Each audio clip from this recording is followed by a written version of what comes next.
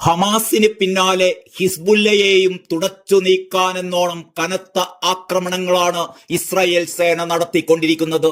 ഏറ്റവും ഒടുവിലായി ഹിസ്ബുല്ലയുടെ ആക്രമണങ്ങളുടെ എല്ലാം സൂത്രധാരൻ എന്നറിയപ്പെട്ടിരുന്ന ആയുധ കലവറകളുടെ തലവനെയാണ് ഇസ്രായേൽ വധിച്ചത്.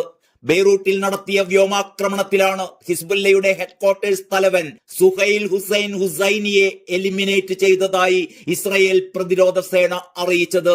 ഹിസ്ബുല്ല ലോജിസ്റ്റിക്സിന്റെയും അതിന്റെ വിവിധ യൂണിറ്റുകളുടെയും പ്രവർത്തനങ്ങൾ, സാമ്പത്തിക കാര്യങ്ങൾ എന്നിവയ്ക്ക് കൂടി മേൽനോട്ടം വഹിച്ചത് സുഹൈൽ ഹുസൈൻ ഹുസൈനിയായിരുന്നു. ഹിസ്ബുല്ലയുടെ ജിഹാദ് കൗൺസിലും ഹുസൈനി അംഗമായിരുന്നു. ഇറാനും ഹിസ്ബുല്ലയും തമ്മിലുള്ള ആയുധ കൈമാറ്റത്തിൽ നിർണായക പങ്കുവഹിച്ചയാളാണ് ഹുസൈനി എന്ന് ഇസ്രായേൽ പ്രതിരോധ സേന അറിയിച്ചു. കൂടാതെ ഈ ആയുധങ്ങളുടെ വിതരണത്തിന് മേൽനോട്ടം വഹിക്കുക, ഹിസ്ബുല്ലയുടെ യൂണിറ്റുകൾക്കിടയിൽ അത്യാധുനിക ആയുധങ്ങൾ വിതരണം ചെയ്യുക തുടങ്ങിയ ഉത്തരവാദിത്തങ്ങളും ഹുസൈനിക്കായിരുന്നുവെന്ന് ഇസ്രായേൽ പ്രതിരോധ സേന വ്യക്തമാക്കി. ഹിസ്ബുല്ലയുടെ യുദ്ധതന്ത്രങ്ങൾ, മറ്റു പ്രത്യേക പ്രവർത്തനങ്ങൾ എന്നിവ ഉൾപ്പെടെ ഏറ്റവും സെൻസിറ്റീവായ പ്രോജക്റ്റുകളുടെ സാമ്പത്തിക കാര്യങ്ങൾക്ക് മേൽനോട്ടം വഹിച്ചിരുന്നതും ഹുസൈനിയായിരുന്നു. ഇസ്രായേലിനെതിരെ ലെബനനിൽ നിന്നും സിറിയയിൽ നിന്നുമുള്ള ഭീകര ആക്രമണങ്ങളെ ഹുസൈനി ഏകോപിപ്പിച്ചിരുന്നുവെന്നും ഇസ്രായേൽ പറയുന്നു. ഹിസ്ബുല്ലയുടെ വിവിധ ശ്രേണികളിൽപ്പെട്ട തലവന്മാരെ ഓരോരുത്തരെയായി കൊലപ്പെടുത്തിക്കൊണ്ട് സേനയെ നിർവീര്യമാക്കുക എന്ന തന്ത്രമാണ് ഇസ്രായേൽ കഴിഞ്ഞ ഏതാനും ആഴ്ചകളായി നടപ്പിലാക്കിക്കൊണ്ടിരിക്കുന്നത്. ഒരു ഡസനിലധികം സുപ്രധാന നേതാക്കളെയാണ് ഹിസ്ബുല്ലക്ക് ഈ അടുത്ത ദിവസങ്ങളിൽ നഷ്ടപ്പെട്ടത്.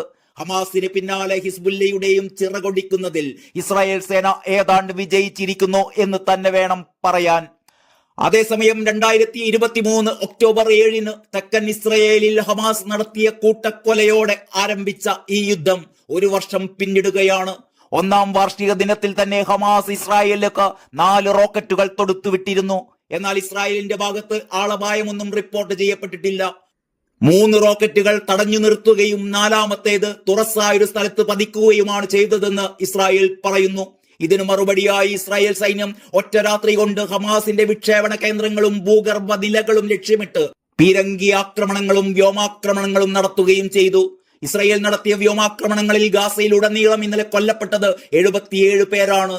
അതോടൊപ്പം തന്നെ കിഴക്കൻ ലെബനനിലെ ഹിസ്ബുല്ലയുടെ 120 കേന്ദ്രങ്ങളിൽ ഇസ്രായേൽ ഇന്നലെ വ്യോമാക്രമണം നടത്തുകയുണ്ടായി. 1 മണിക്കൂറിനുള്ളിലാണ് 120 കേന്ദ്രങ്ങളിലും ഇസ്രായേൽ സേന ഒരേ സമയം വ്യോമാക്രമണം നടത്തിയത്.